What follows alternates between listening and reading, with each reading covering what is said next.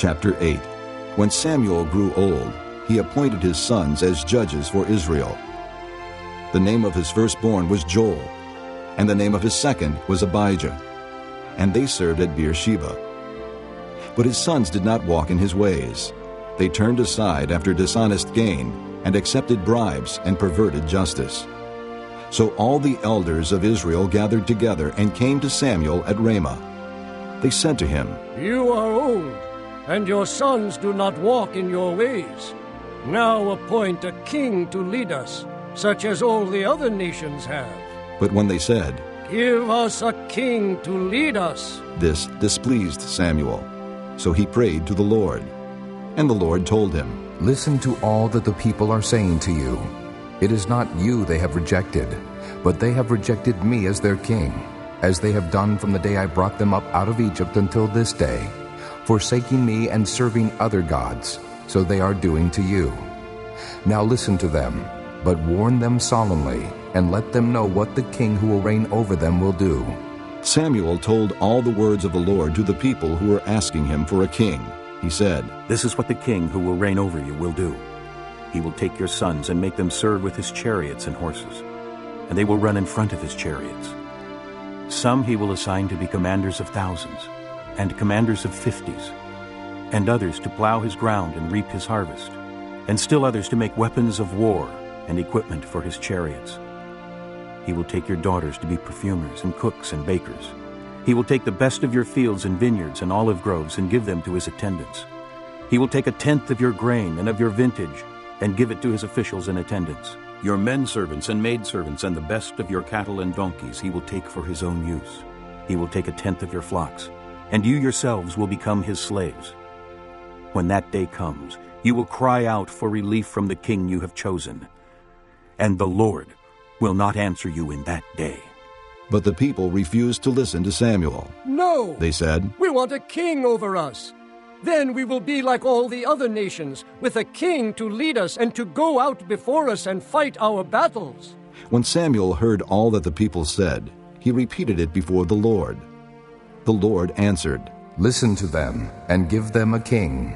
Then Samuel said to the men of Israel, "Everyone go back to his town." Chapter 9.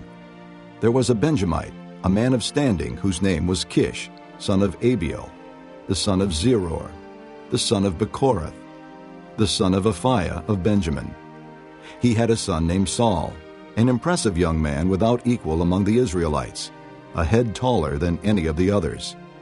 Now the donkeys belonging to Saul's father Kish were lost, and Kish said to his son Saul, "Take one of the servants with you, and go and look for the donkeys." So he passed through the hill country of Ephraim, and through the area around Shalisha, but they did not find them. They went on into the district of Shaalim, but the donkeys were not there. Then he passed through the territory of Benjamin, but they did not find them. When they reached the district of Zuph, Saul said to the servant who was with him, "Come, let's go back, or my father will stop thinking about the donkeys and start worrying about us." But the servant replied, "Look, in this town there is a man of God. He is highly respected, and everything he says comes true. Let's go there now. Perhaps he will tell us what way to take." Saul said to his servant, "If we go, what can we give the man? The food in our sacks is gone. We have no gift to take to the man of God. What do we have?" The servant answered him again. "Look," he said, "I have a quarter of a shekel of silver. I will give it to the man of God, so that he will tell us what way to take." Formerly in Israel, if a man went to inquire of God, he would say, "Come, let us go to the seer," because the prophet of today used to be called a seer. "Good," Saul said to his servant. "Come, let's go." So they set out for the town where the man of God was. As they were going up the hill to the town, they met some girls coming out to draw water. And they asked them, "Is the seer here?" "He is," they answered. "He's ahead of you. Hurry now, he has just come to our town today, for the people have a sacrifice at the high place. As soon as you enter the town, you will find him before he goes up to the high place to eat. The people will not begin eating until he comes, because he must bless the sacrifice. Afterward, those who are invited will eat. Go up now, you should find him about this time." They went up to the town, and as they were entering it, there was Samuel, coming toward them on his way up to the high place. Now the day before Saul came, the Lord had revealed this to Samuel. About this time tomorrow, I will send you a man from the land of Benjamin. Anoint him leader over my people Israel. He will deliver my people from the hand of the Philistines. I have looked upon my people, for their cry has reached me. When Samuel caught sight of Saul, the Lord said to him, This is the man I spoke to you about. He will govern my people. Saul approached Samuel in the gateway and asked, Would you please tell me where the seer's house is? I am the seer, Samuel replied. Go up ahead of me to the high place, for today you are to eat with me. And in the morning I will let you go and will tell you all that is in your heart. As for the donkeys you lost 3 days ago, do not worry about them. They have been found. And to whom is all the desire of Israel turned? If not to you and all your father's family. Saul answered, But am I not a Benjamite from the smallest tribe of Israel? And is not my clan the least of all the clans of the tribe of Benjamin? Why do you say such a thing to me? Then Samuel brought Saul and his servant into the hall and seated them at the head of those who were invited, about 30 in number.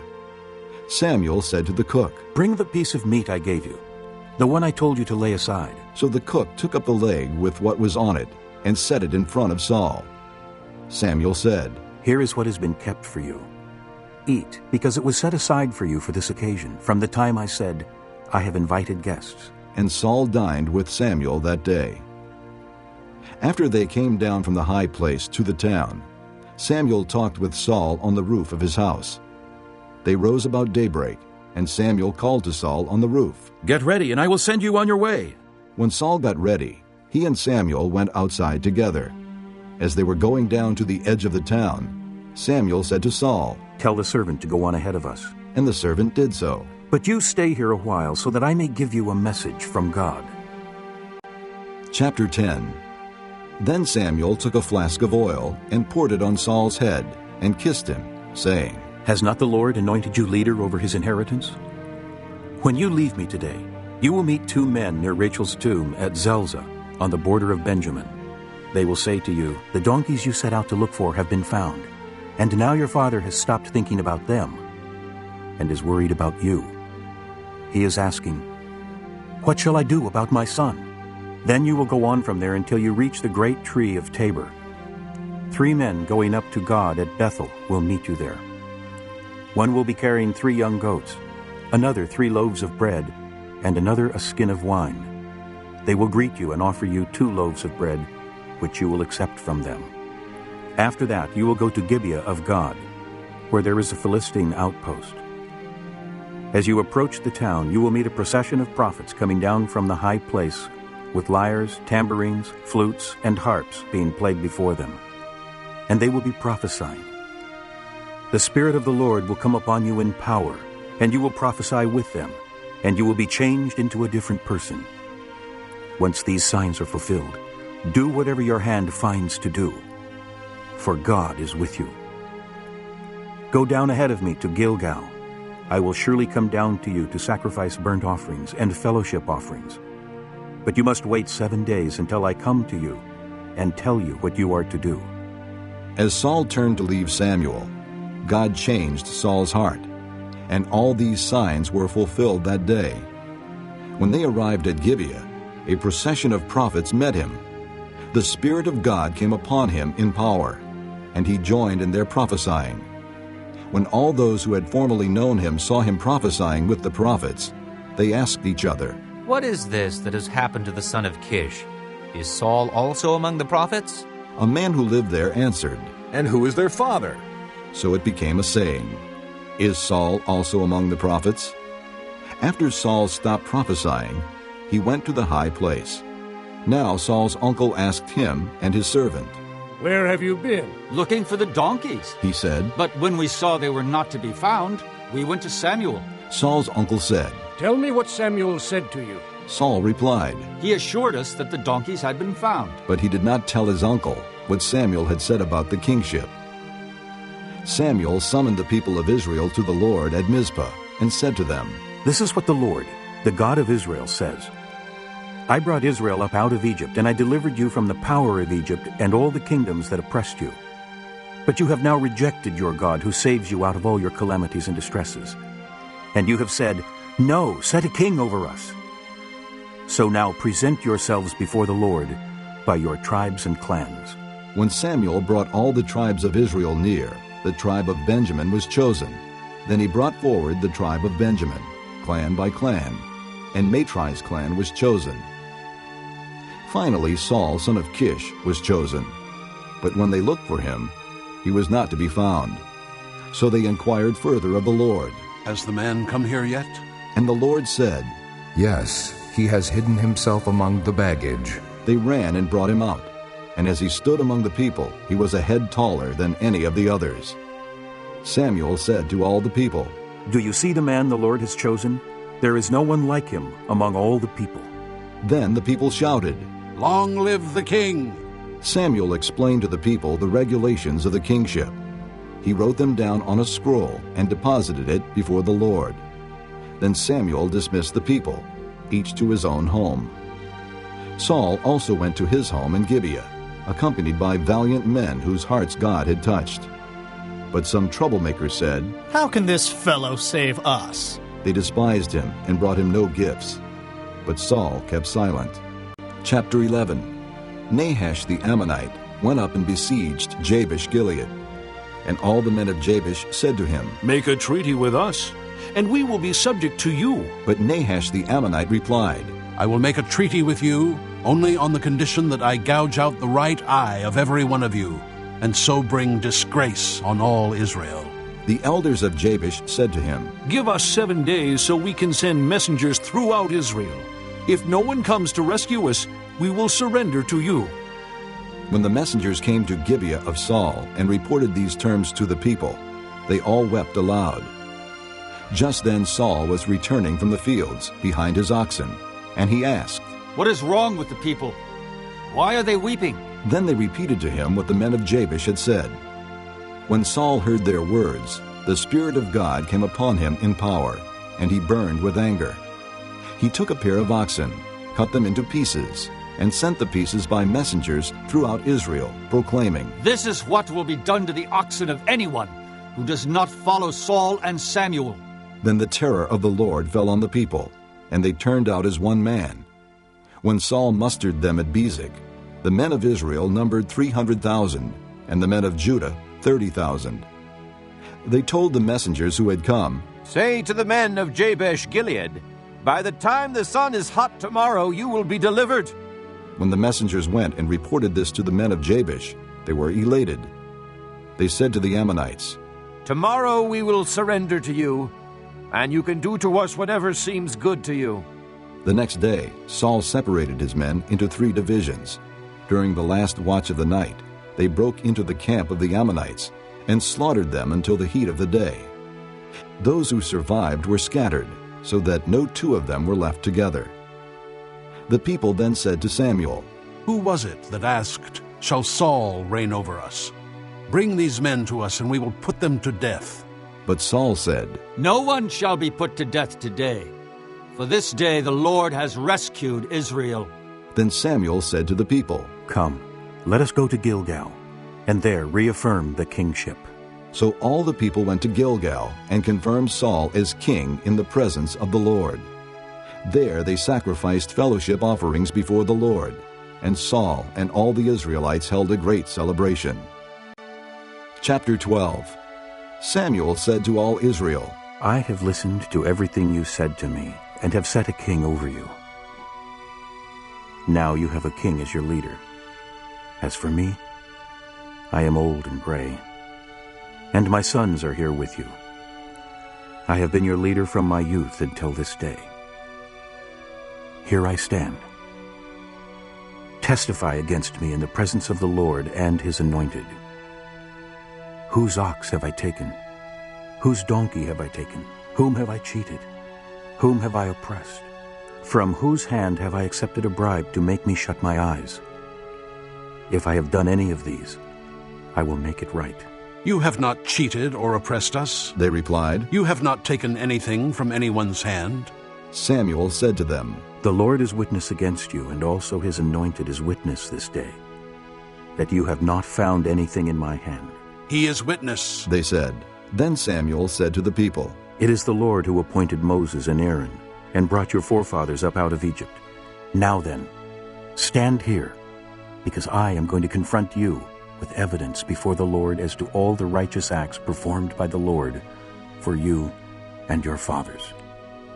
After Jacob entered Egypt, they cried to the Lord for help, and the Lord sent Moses and Aaron, who brought your forefathers out of Egypt and settled them in this place. But they forgot the Lord their God.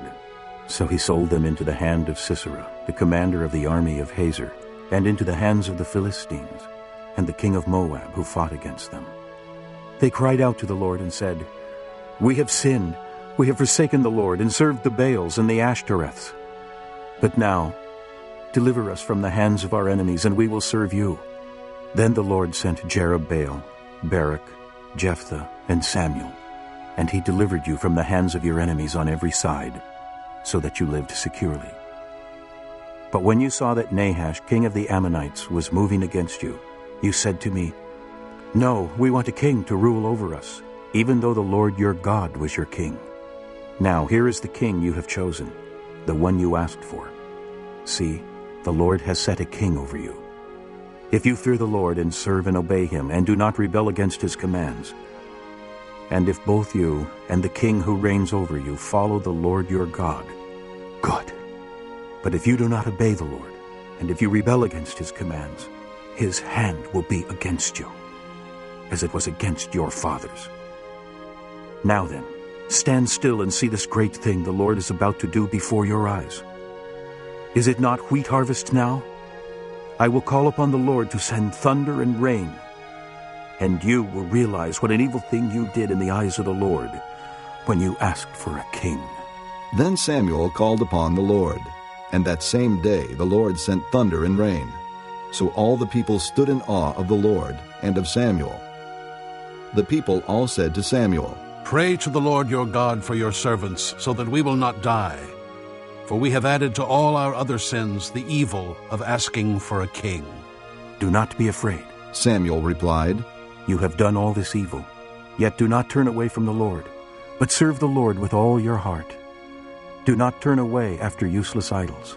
They can do you no good, nor can they rescue you, because they are useless.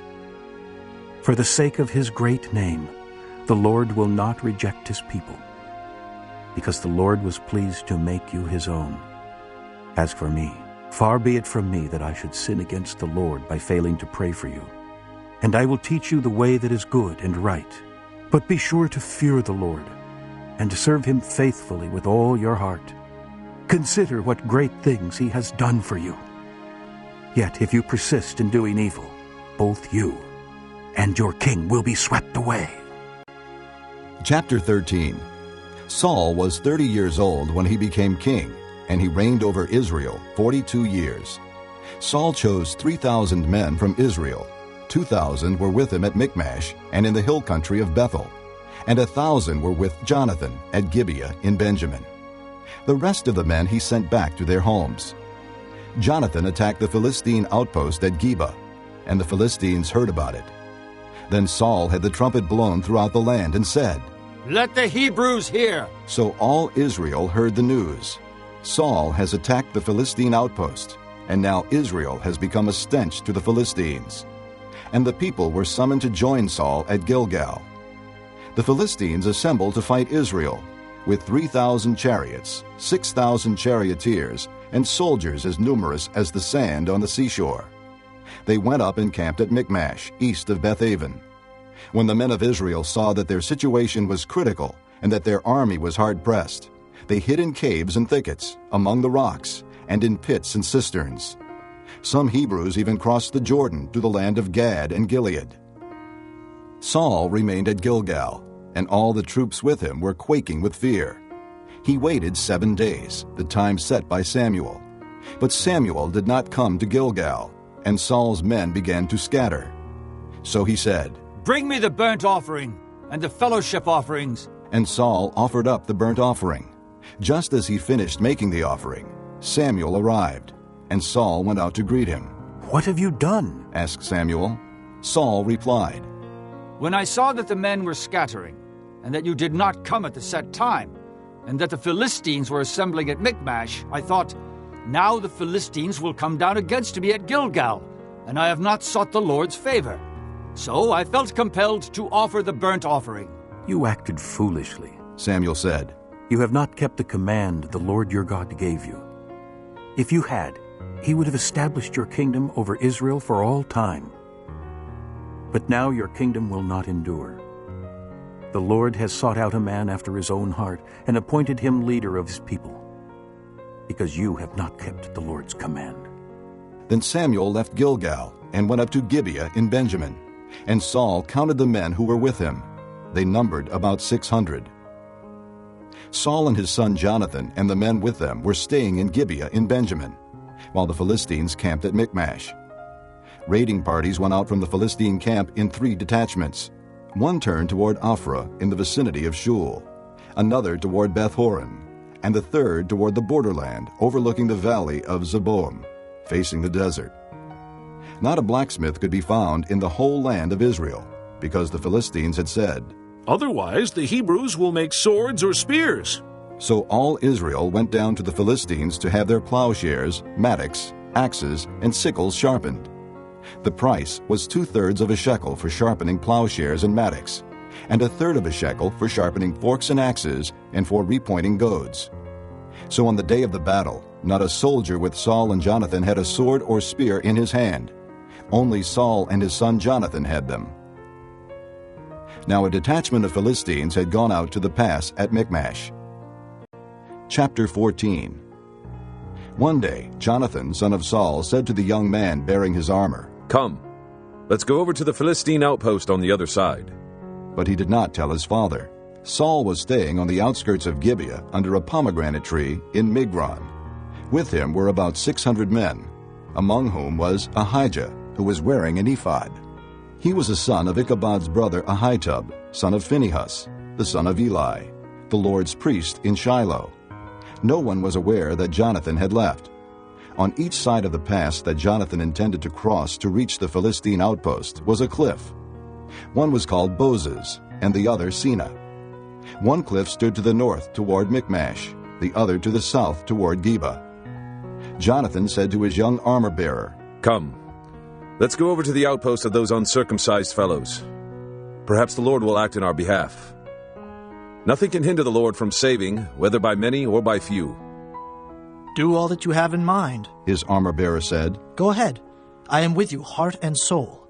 Jonathan said, "Come then. We will cross over toward the men and let them see us. If they say to us, 'Wait there until we come to you,' we will stay where we are and not go up to them. But if they say, 'Come up to us,' we will climb up, because that will be our sign that the Lord has given them into our hands." So both of them showed themselves to the Philistine outpost. "Look," said the Philistines, "the Hebrews are crawling out of the holes they were hiding in." The men of the outpost shouted to Jonathan and his armor-bearer, "Come up to us, and we'll teach you a lesson." So Jonathan said to his armor-bearer, "Climb up after me. The Lord has given them into the hand of Israel." Jonathan climbed up, using his hands and feet, with his armor-bearer right behind him. The Philistines fell before Jonathan, and his armor-bearer followed and killed behind him. In that first attack, Jonathan and his armor-bearer killed some 20 men in an area of about half an acre. Then panic struck the whole army, those in the camp and field, and those in the outposts and raiding parties, and the ground shook. It was a panic sent by God. Saul's lookouts at Gibeah in Benjamin saw the army melting away in all directions. Then Saul said to the men who were with him, "Muster the forces and see who has left us." When they did, it was Jonathan and his armor-bearer who were not there. Saul said to Ahijah, "Bring the ark of God." At that time it was with the Israelites. While Saul was talking to the priest, the tumult in the Philistine camp increased more and more. So Saul said to the priest, "Withdraw your hand." Then Saul and all his men assembled and went to the battle. They found the Philistines in total confusion, striking each other with their swords. Those Hebrews who had previously been with the Philistines and had gone up with them to their camp went over to the Israelites who were with Saul and Jonathan. When all the Israelites who had hidden in the hill country of Ephraim heard that the Philistines were on the run, they joined the battle in hot pursuit. So the Lord rescued Israel that day, and the battle moved on beyond Beth-aven. Now the men of Israel were in distress that day, because Saul had bound the people under an oath, saying, Cursed be any man who eats food before evening comes, before I have avenged myself on my enemies. So none of the troops tasted food. The entire army entered the woods, and there was honey on the ground. When they went into the woods, they saw the honey oozing out, yet no one put his hand to his mouth, because they feared the oath. But Jonathan had not heard that his father had bound the people with the oath. So he reached out the end of the staff that was in his hand and dipped it into the honeycomb. He raised his hand to his mouth, and his eyes brightened. Then one of the soldiers told him, Your father bound the army under a strict oath, saying, Cursed be any man who eats food today. That is why the men are faint. Jonathan said, My father has made trouble for the country. See how my eyes brightened when I tasted a little of this honey. How much better it would have been if the men had eaten today some of the plunder they took from their enemies. Would not the slaughter of the Philistines have been even greater? That day, after the Israelites had struck down the Philistines from Michmash to Ajalon, they were exhausted. They pounced on the plunder, and taking sheep, cattle, and calves, they butchered them on the ground and ate them, together with the blood. Then someone said to Saul, Look, the men are sinning against the Lord by eating meat that has blood in it. You have broken faith, he said. Roll a large stone over here at once. Then he said, Go out among the men and tell them, Each of you bring me your cattle and sheep, and slaughter them here and eat them. Do not sin against the Lord by eating meat with blood still in it. So everyone brought his ox that night and slaughtered it there. Then Saul built an altar to the Lord. It was the first time he had done this. Saul said, Let us go down after the Philistines by night, and plunder them till dawn, and let us not leave one of them alive. Do whatever seems best to you, they replied. But the priest said, Let us inquire of God here. So Saul asked God, Shall I go down after the Philistines? Will you give them into Israel's hand? But God did not answer him that day.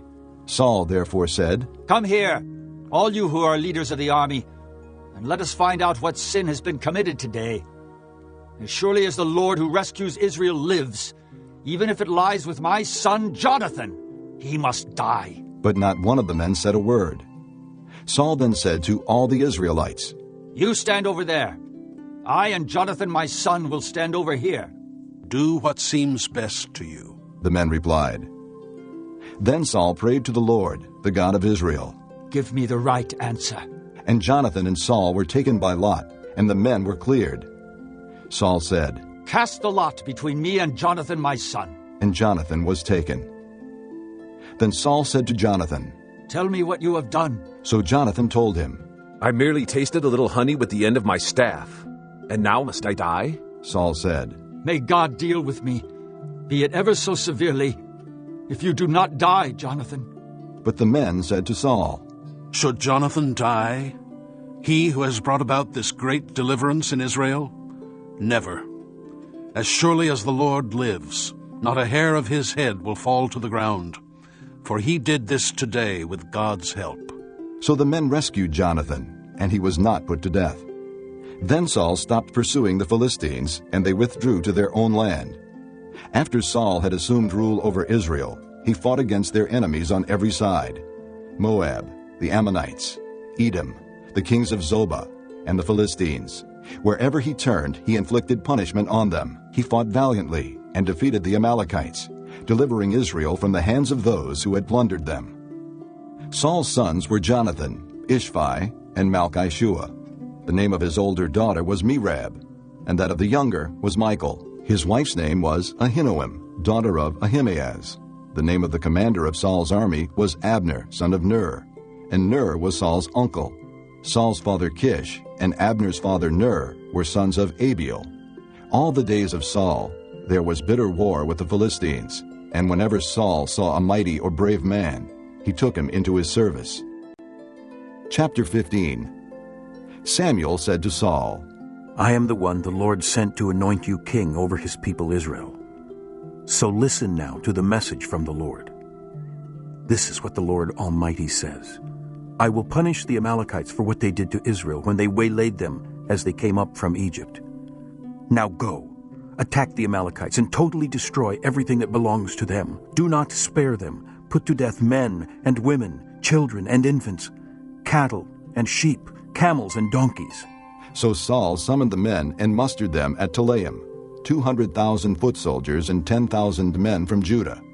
Saul went to the city of Amalek and set an ambush in the ravine. Then he said to the Kenites, "Go away, leave the Amalekites, so that I do not destroy you along with them. For you showed kindness to all the Israelites when they came up out of Egypt." So the Kenites moved away from the Amalekites. Then Saul attacked the Amalekites all the way from Havilah to Shur, to the east of Egypt. He took Agag, king of the Amalekites, alive, and all his people he totally destroyed with the sword. But Saul and the army spared Agag and the best of the sheep and cattle, the fat calves and lambs, everything that was good. These they were unwilling to destroy completely, but everything that was despised and weak they totally destroyed. Then the word of the Lord came to Samuel. "I am grieved that I have made Saul king, because he has turned away from me and has not carried out my instructions." Samuel was troubled, and he cried out to the Lord all that night. Early in the morning Samuel got up and went to meet Saul, but he was told, "Saul has gone to Carmel. There he has set up a monument in his own honor, and has turned and gone on down to Gilgal." When Samuel reached him, Saul said, "The Lord bless you. I have carried out the Lord's instructions." But Samuel said, "What then is this bleating of sheep in my ears? What is this lowing of cattle that I hear?" Saul answered, "The soldiers brought them from the Amalekites. They spared the best of the sheep and cattle to sacrifice to the Lord your God, but we totally destroyed the rest." "Stop," Samuel said to Saul. "Let me tell you what the Lord said to me last night." "Tell me." Saul replied. Samuel said, "Although you were once small in your own eyes, did you not become the head of the tribes of Israel? The Lord anointed you king over Israel, and he sent you on a mission, saying, 'Go and completely destroy those wicked people, the Amalekites. Make war on them until you have wiped them out.' Why did you not obey the Lord? Why did you pounce on the plunder and do evil in the eyes of the Lord?" "But I did obey the Lord," Saul said. "I went on the mission the Lord assigned to me. I completely destroyed the Amalekites and brought back Agag, their king. The soldiers took sheep and cattle from the plunder, the best of what was devoted to God, in order to sacrifice them to the Lord your God at Gilgal." But Samuel replied, "Does the Lord delight in burnt offerings and sacrifices as much as in obeying the voice of the Lord? To obey is better than sacrifice, and to heed is better than the fat of rams. For rebellion is like the sin of divination, and arrogance like the evil of idolatry. Because you have rejected the word of the Lord, he has rejected you as king." Then Saul said to Samuel, "I have sinned. I violated the Lord's command and your instructions. I was afraid of the people, and so I gave in to them.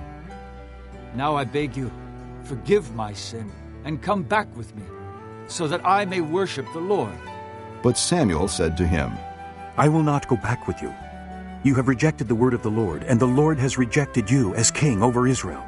As Samuel turned to leave, Saul caught hold of the hem of his robe, and it tore. Samuel said to him, "The Lord has torn the kingdom of Israel from you today, and has given it to one of your neighbors, to one better than you. He who is the glory of Israel does not lie or change his mind, for he is not a man that he should change his mind." Saul replied, "I have sinned, but please honor me before the elders of my people and before Israel. Come back with me, so that I may worship the Lord your God." So Samuel went back with Saul, and Saul worshipped the Lord. Then Samuel said, "Bring me Agag, king of the Amalekites."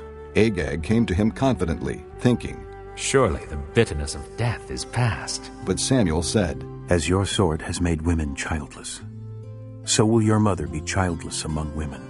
And Samuel put Agag to death before the Lord at Gilgal. Then Samuel left for Ramah, but Saul went up to his home in Gibeah of Saul. Until the day Samuel died, he did not go to see Saul again, though Samuel mourned for him. And the Lord was grieved that he had made Saul king over Israel.